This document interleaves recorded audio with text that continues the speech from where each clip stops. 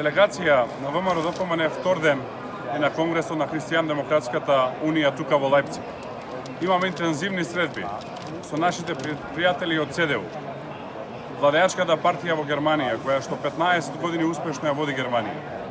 Разговараме за соработката помеѓу ВМРО ДПМН и ЦДУ, разговараме за промените кои што треба да се случат во Македонија. Разговараме за сите штетни политики кои што ги направи владата на Заев. Ги информираме за криминалот и корупцијата на Заев, за обидот да шират лажни вести и паниката која што ги снајде. Ги информираме за подготовката на предвремените парламентарни избори кои што треба да се случат на 12 април, на кои што ВМРО ДПМН очекува да понесе убедлива победа, после која што новата влада на ВМРО ДПМН во соработка со ЦДУ и со Германија ќе се обиде да привлече што поголем германски број инвеститори да дојдат и да инвестираат во Македонија. Основно за Македонија се нови работни места, а за оние кои што работат по високи плати.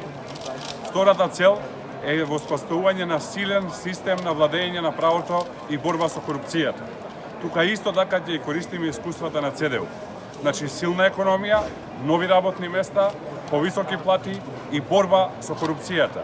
Тоа е целта на ВМРО ДПМН. Можам да кажам дека сум задоволен што во овие 2 дена тука во Лајпциг, како и претходно во Загреб, ВМРО ДПМН покажа дека има силна меѓународна поддршка. Тоа не може да го помати никаква пресконференција на СДСМ или лажни вести или лагите на Заев и неговите компањони. Сите во Македонија знаат дека Заев е виновен за пропаста на Македонија. Сите во Македонија знаат дека Заев Македонија ја води назад.